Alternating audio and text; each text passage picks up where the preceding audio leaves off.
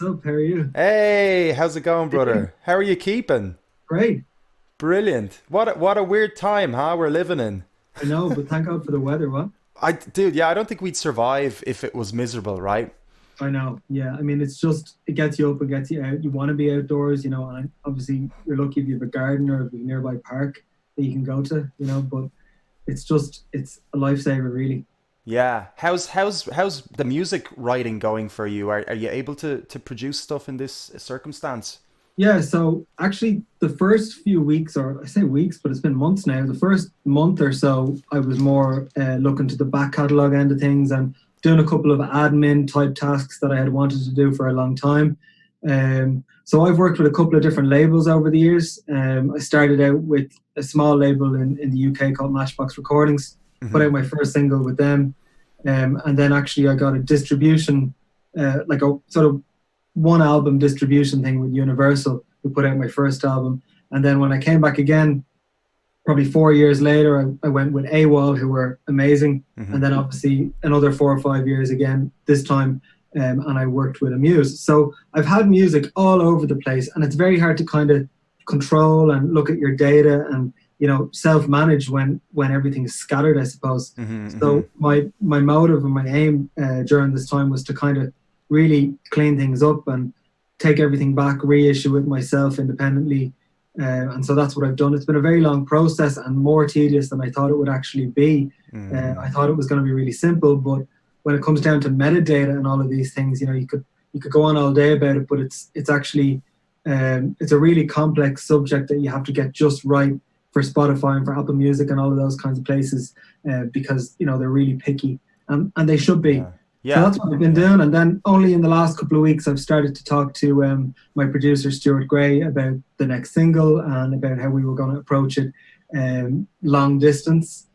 And so we are working on that now, and it's been written for ages. That wasn't the issue. It was more, getting up there to do vocals is not, something that can happen right now. So we're Yeah. working on the instrumentation back and forth, which we would always sort of do anyway. But it just means that I can't go up for mixing. I'm kind of hearing things Yeah. and sending things But you can back. get a little bit done, which is great. And you're doing so Yeah, I did see in the one of your previous interviews and I was aware that yeah, you went into the back catalogue, which is really interesting because you yeah, get to kind of you get to re-listen, I guess, almost to the songs again, right? Because you have to sort of definitely. decide what are you gonna upload. Was there a song there that you were sort of like you saw in a new light and you were like, wow, actually that was fantastic. Do you ever? 'Cause sometimes I get that, when I'm listening to old Yeah, demos, and I'm like, wow, that wasn't half bad, for me anyway. But yeah.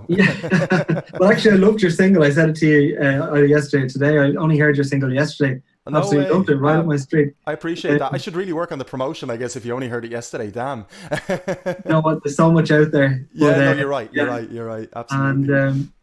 so yeah, I did go through the catalog, and actually, I went quite deep because I had, from the first album, there were demos that were sitting around on CDs that I hadn't listened to in the longest time, and so I literally was going up, taking out CDs, putting them on the computer, and listening to them for the first time in probably nearly a decade. So it was just the craziest feeling, but. I hadn't listened to a lot of the older music in a long time since it was released, really. And I think depending on the state of mind you were in at the time of releasing it and promoting it and how things went, you can kind of sometimes have negative connotations towards releases. So my Hmm. second EP, I had kind of a tough time with it. It was a transitional period in the music industry. We actually didn't have streaming when I put it out. We had downloads, Hmm. and it was just a really weird time. You still needed a lot of help. You couldn't do everything yourself. That would have been 2012, 2013. And so I didn't have the best experience with that release. And so the songs were a little bit tainted for me. But when Hmm. went back and listened to those, yeah, I kind of thought, I gave them sort of a hard time, and didn't go back and ever listen to them. But I've been performing them with the band, over the last year, 18 months, I suppose, Hmm. and enjoyed that element. But going back and hearing the recorded versions, yeah, it was pretty cool. Yeah, yeah, because you have a journey through many different genres as well, right? Yeah. So what I met you, I guess it was last year, wasn't it? Because it's hard to. Last September Was we it met. last? That's not Yeah. that long ago, even. No. Wow. Yeah, the brain is in strange places with relation to time, I Time, I find. know. Yeah. Yeah, it's really hard to even know how many years and things like that. You know, it's like I hope I'm not the only one. I think May has been like 3 months. Yeah. yeah, it's crazy. Already. It feels stretched out, right?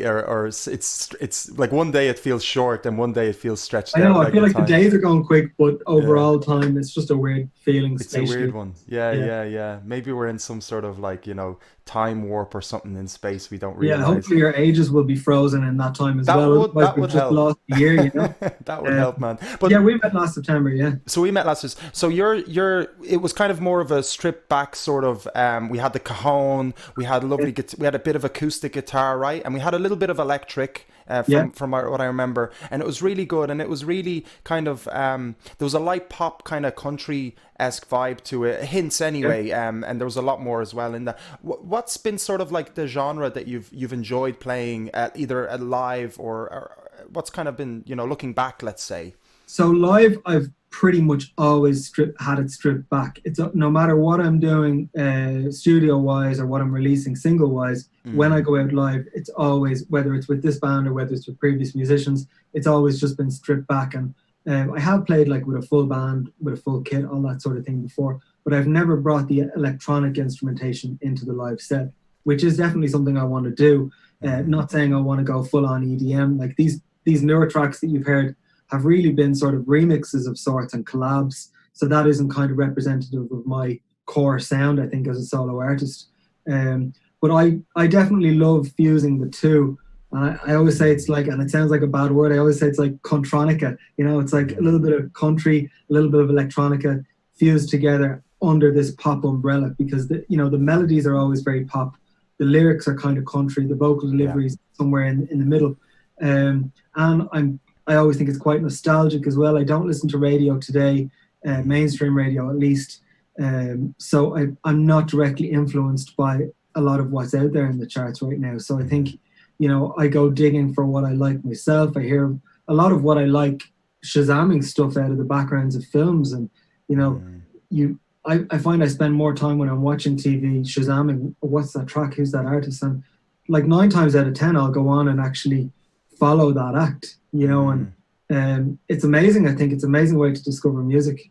Yeah, yeah, 100%. And it's great when you're uploading a track as well, as I'm sure you know as well, and I'm sure a lot at home, you can actually select your track to be Shazam, so people can Shazam it. You pay like Yeah, £2 or something, and I went for that because I think it's a fantastic. Your track could really end up important. anywhere, right? Yeah, it's really Yeah, important. You're right. because that's how people are discovering you now. Because if you think Mm, of like, you know, our generation and the younger generation are no longer digesting music in the same way, and mm, the attention span is so short. I think that we have to we have to be everywhere. We have to be kind of omnipresent, and it's like yes, we have to be on the streaming platforms. We have to be on Shazamable, I suppose, mm, but we still have to court the traditional media to an extent as well.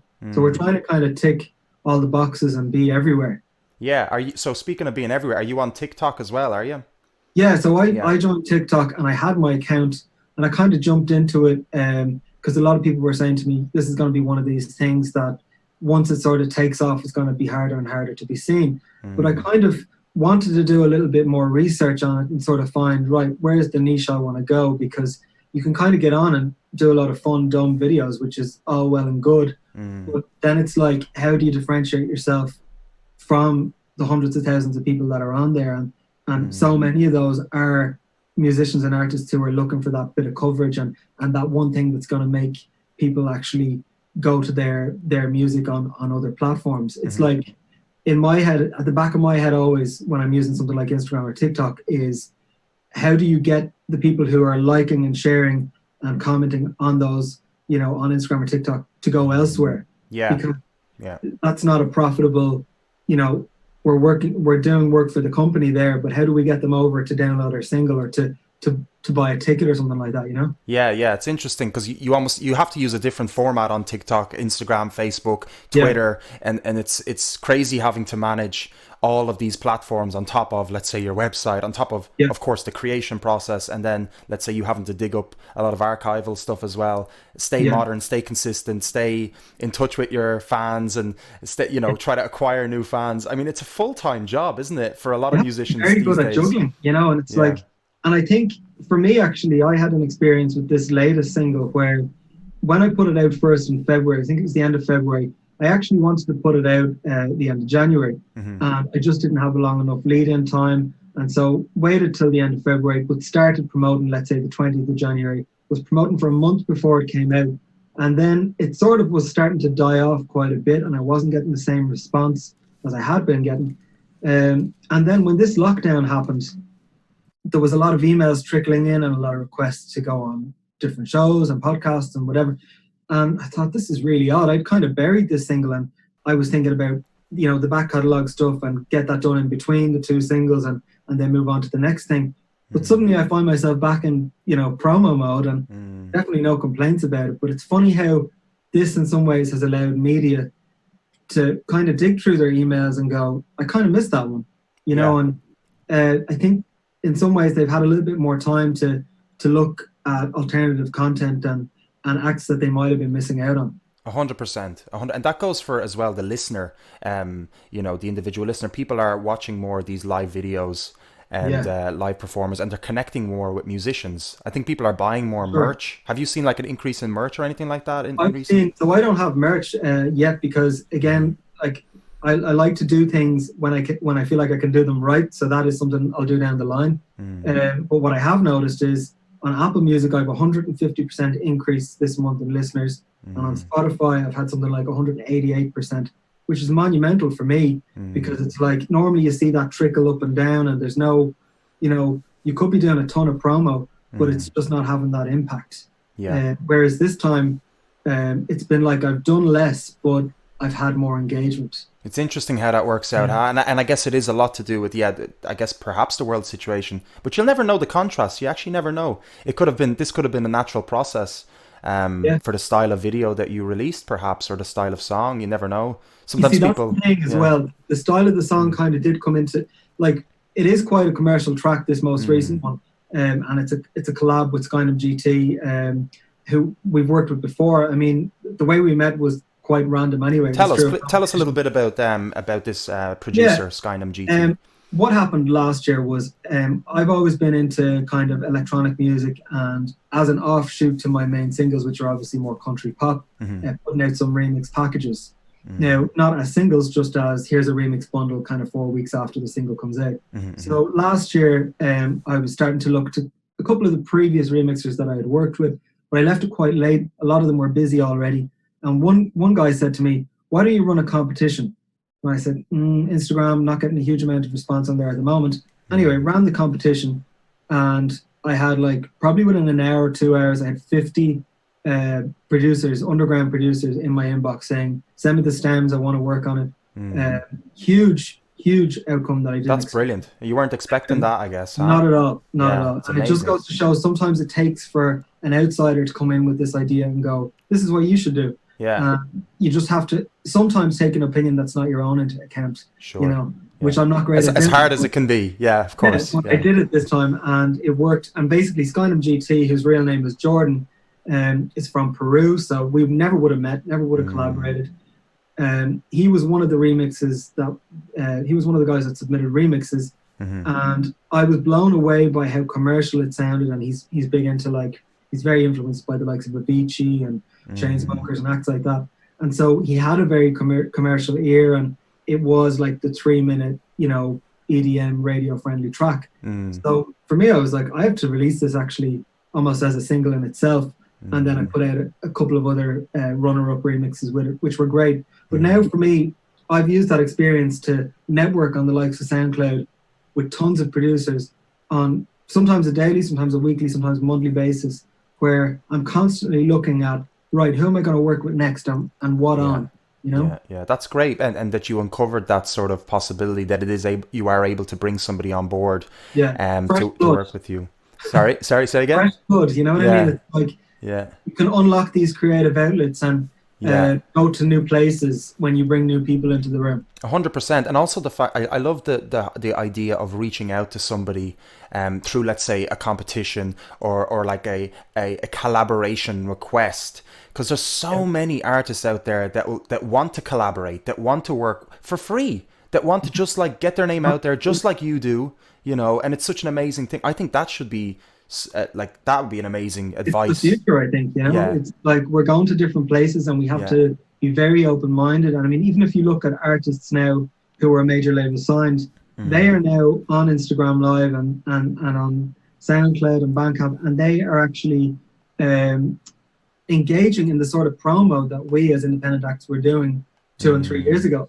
So yeah. because of the fact that, you know, they can't go on the sofa of the Graham Norton show, or they can't get on BBC Radio 1 and have a chat about their latest single. So it's kind of forced them to go back to the grassroots approach and actually cut out the middleman and go straight to the fans. 100%. It can be so effective, you know. It can be so, you could blow up overnight. Like that's the crazy thing. It's just people aren't, I guess, it seems so far-fetched, right? This sort of concept of, you know, getting huge or whatever overnight, because we've seen it on TikTok, we've seen it on Instagram, we see it on Facebook, you see it all the time on these social networks where they didn't require any middleman, as you say, you know. And so what happens is, you know, it's consistency, right? It's that's one thing you have to follow, is staying consistent and continually right and all that, and reach out to people, DM people, contact people on social networks, do these competitions, do these, like, you know, call outs, I suppose I would say, you know, to bring in producers, which I think is genius. I think it's fantastic. I think it's brilliant advice. What I'm gonna play your video, actually. Is that cool if I play your will I play the recent one? Yeah, go for it. Great. How do I say it? Because I was stuck on how to actually, because it's like, let me see if I can get it up first before I get it. So older, and then you have 20. Is that in reference to what that's a reference to? Is it's a 2020 remix. So the track was actually recorded years ago, and there's an indie version of it out there, sort of indie pop version. So for streaming, we just have to differentiate it. So you can go back and listen to that and see what you think. So do you have the original track? Where do you have the original track? Yeah, it's on Spotify. It's on Apple Music, YouTube. It's just called Older. It was actually from my previous EP. And as a result of me and Skynum GT wanting to work together again, we just picked a track from my back catalogue and remixed it. It was never supposed to be a proper single. We were kind of going to do like maybe a mailing list exclusive or something, but you know, I like to have different exclusives for different things, but it just turned out too commercial not to use it, I thought, you know. Brilliant. And tell me just quickly as well, where did you record how did you record the music video? So the music video was recorded with David Duggan, who I've worked with on any of the music videos. I know him. To date. We do. And where did we record that one? We recorded that one, actually, it was our first indoor shoot, which was just in this giant white room. So it was a commercial building. And then we knew we had done a lot of outdoor location videos for A Real Good Fight and for River at Christmas. And so we knew we wanted to do something a little bit more edgy and that Dave could play around with. And my request at the last minute was, I was like, let's go yellow with this one. So it's very yellow.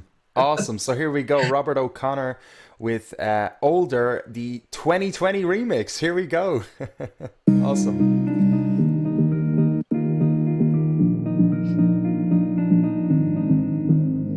This town is too small for both of us. Yeah.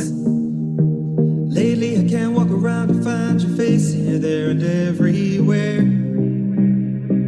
I guess it wouldn't matter if I didn't still care. Well, this bar isn't big enough for you and me, 'cause every time I see you I see the memories, and that'd be just fine.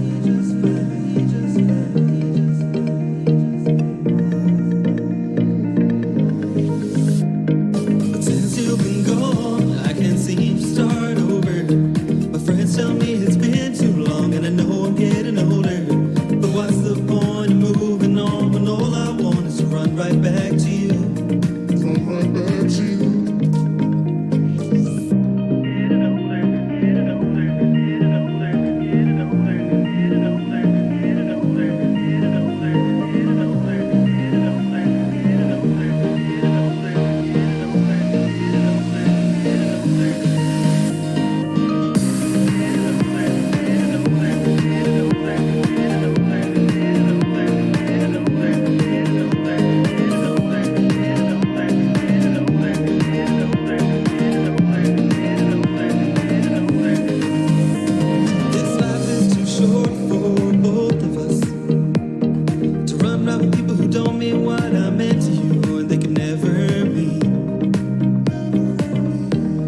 what you meant to me.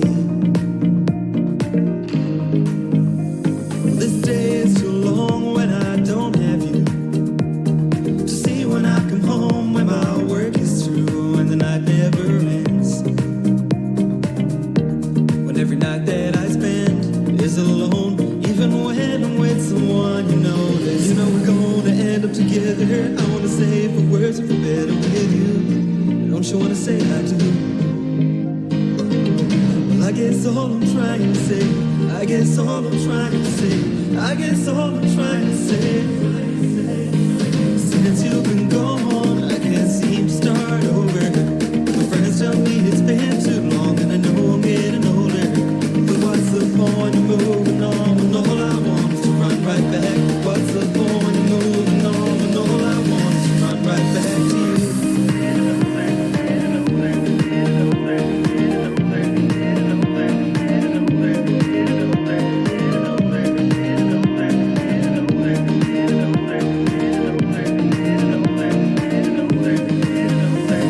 Since you've been gone, I can't seem to start over. My friends tell me it's been too long, and I know I'm getting older.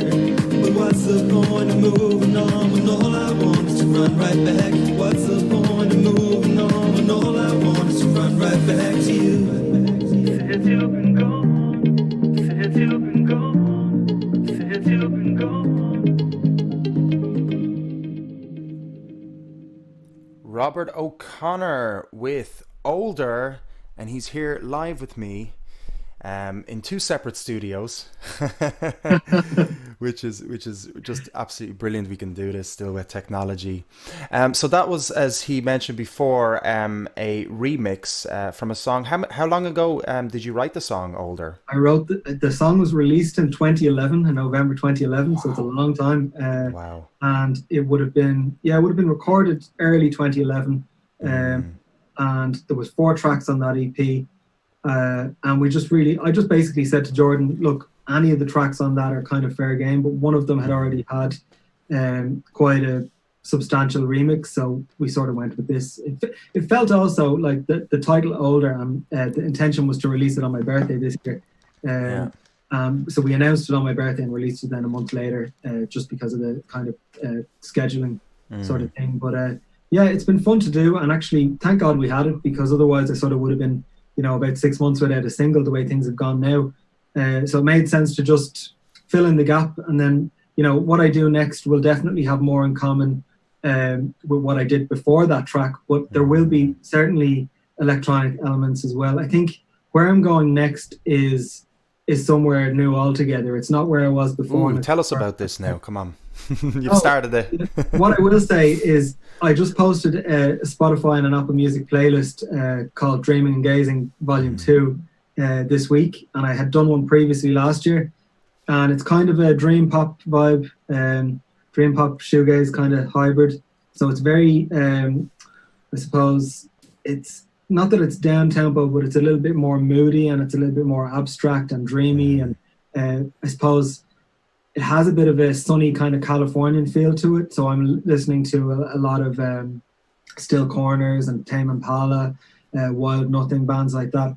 And so it will be there will be a lot of guitars on there, fused together with a little bit of electronic as well. But it won't be quite so commercial in the way that Older was. I think no matter what I do, there'll always be commercial element to it. It's just the way I am.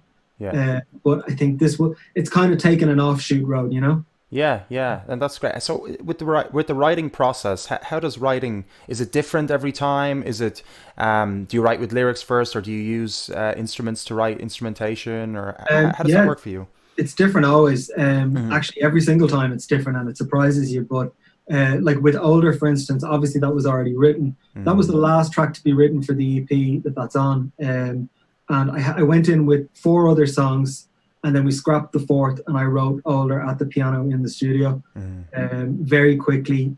It was, I think I had the thought of what the song was about, and then the melody came together with the lyrics, which does seem to happen a lot for me. I'm quite lucky in that respect.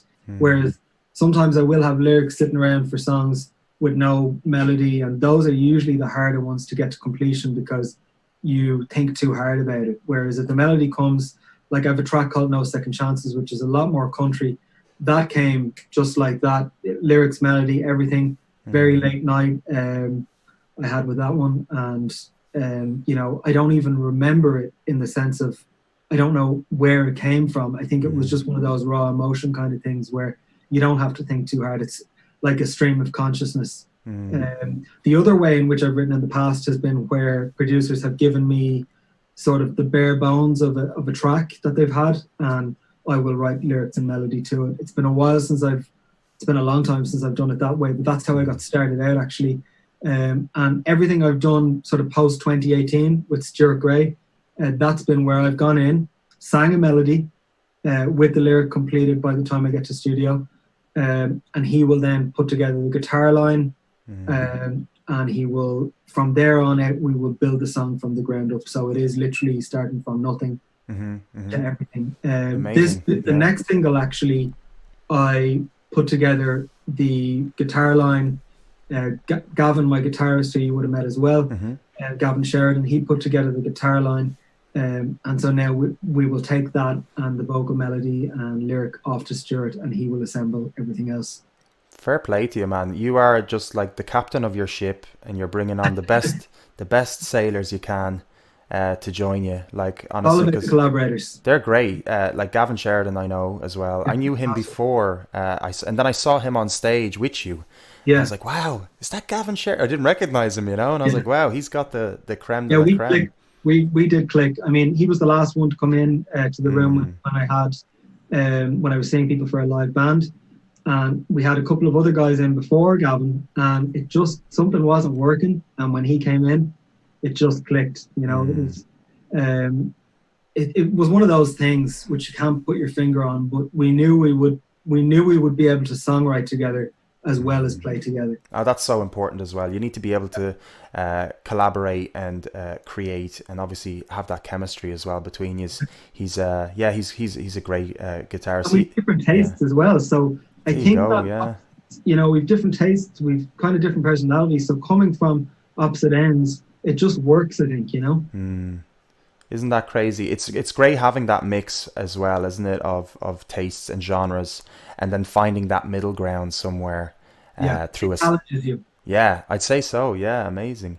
What's within limitations, I think. You know, if I had a total like do what you want situation, I'd lose it. I need some sort of boundaries to work within, parameters, you know. Sure, you need heads to hit off as well. You need to bang off ideas, brainstorm. I love brainstorming myself, you know, within my projects. I couldn't just do it all myself. You'd have your counsel, if you will, you know what I mean, your creative counsel right around you, and it's an amazing 100%. Yeah, it's amazing to be open like that as well as a person to take upon advice, right? It needs your creative energy. I mean, for 5 years I wasn't working on music, and I was working in journalism and in social media. And my creativity just drained because I was working in an office environment, not around creative people. And so I forgot that I was a creative person.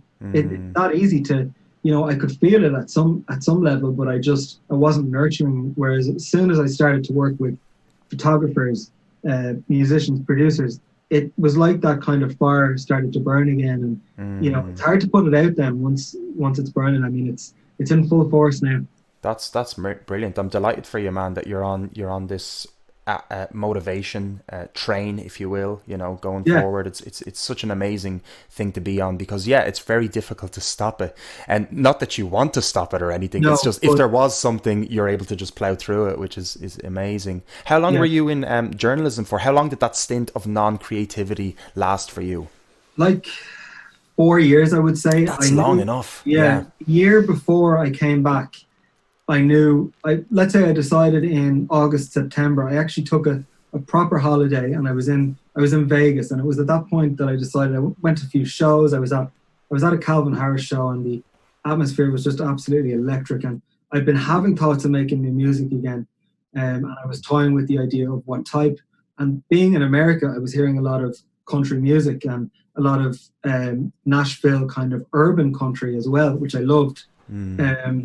And it gave me that idea that I could come back as a different artist than who I was before, because I knew I couldn't kind of come back, and as much as I've experimented since then and made things that are more pop, I knew I didn't want to come back courting pop radio and you know, feeling like I felt like that ship had sailed, and I didn't want to feel like I was chasing it again. I wanted to do it for the pleasure of making music and like taking ownership of it and standing over it and being proud of it and then delivering it. Whereas the last time, I think I was doing things with certain radio stations in mind and certain audiences in mind, and that just warps your process a little bit. Yeah, especially when you're trying to adhere to somebody else's or the consensus, I suppose. Yeah, the formula, consistently. Yeah, it's not essentially creating in that case, right? Something original from you. So No, you need to really, I think I've always brought elements of myself to music. I'm not disowning previous music for sure, but I think I made a lot more compromises and, you know, things that I might have wanted in the music left on the cutting room floor because somebody might say, well, radio is not going to play, you know, a 40-second intro kind of thing. Whereas now, after having, you know, 3-4 country singles, which is what I wanted to make, and a couple of EDM tracks, I'm now in a comfortable enough place to go, do you know what? If somebody wants to play it, well and good, but we have so many other tools at our disposal now that people, like the acts that I listen to, aren't getting radio play. So why should I worry about getting traditional radio play on, you know, any of the mainstream Irish or English stations? It's not. It's just no longer a concern, and it feels good for that sort of weight to be off your shoulders as well. Yeah, I'd say so. Yeah, if that's not your priority is to create, right, and to share that creation. And to express yourself, which I think we had a conversation with, I had a conversation with Shabzi from State Lights there, and we were touching on the same thing about, you know, avoiding sort of that commercial-esque, that need to constantly make something commercial and the perfection behind it. And is your soul, how much of your soul do you lose while dropping stuff on the floor, as you say, you know, cutting it off? And there needs to be that balance. And of course, you know, now and then, like, you know, release a commercial song. It's all great, you know, but it can't, for it to be the ultimate reasoning is, it's soul kind of shattering. I'm not at all against, you know, I want people to hear the music for sure, but I also think it's like you can find a niche within certain genres where people will hear it. You know, it just needs to be in the right places, and you need to be promoting in the right places that the acts that you like are promoting in, because otherwise you're actually, if you keep, you know, sending music to, let's say, 98 FM or 2 FM and they keep shooting it down, if the music isn't, you know, made for that sort of an audience, you're kind of wasting your time. You're setting yourself up for failure in a way, you know. And so what would you advise musicians that are sort of in that framework, how to sort of promote their music, and I guess a little bit of advice for musicians in that vibe? I think I have like a really clean cut plan now after doing sort of 5 or 6 singles in a row, and it's like a lot of people think that the likes of community radio and digital radio and local radio is not a large enough platform, but they need to actually invest time in making contacts at those outlets, you know, sending a really solid press kit. So, you know, look up press kit, everything that would be in there from your track itself, and adequate links with the proper metadata, you know, proper press photos, a good press release that, you know, says who you are in a short amount of time. Nobody needs to read your biography. So knowing your product and sending it then to the, like, don't try to sort of run before you can walk. Definitely get in on the ground floor and find the tastemakers, find the people like yourself who love music, who love independent music, and approach those people and listen to their show and know what it's about and know who you're approaching, know the person's name. Don't send out 500 emails, you know, with the exact same body in there. I know it's tedious, time consuming, but what it takes actually is man hours. Unless you hire a publicist and a radio plugger, which fine if you can do that, you know, that works too. But I think the best investment that you can make into your career is actually time and research. So like I'd have the singles played in stations in the US and in the UK and Germany and France, and that's because I took the time to go and see which stations my music would suit and which ones were within some sort of reach of an artist who's unsigned, and then nurture that relationship by commenting on posts and, you know, DMing them every so often between releases, give them some exclusive footage, you know, offer maybe an exclusive of your next single or a demo, or you're constantly thinking about what's next. So, you know, for me right now, nothing's a given, even though I've done all of those singles before. it's like every time you're starting over, but hopefully you've got a big spreadsheet of people who've said yes to you before, who the chances are will probably, if your quality control is good, say yes to you again in the future. Brilliant. Brilliant. Great. That's great advice. Rebecca says incredible advice in the chat as well. Thank you, And Rebecca. she also says it's hard to find the perfect team. You're totally right, Rebecca.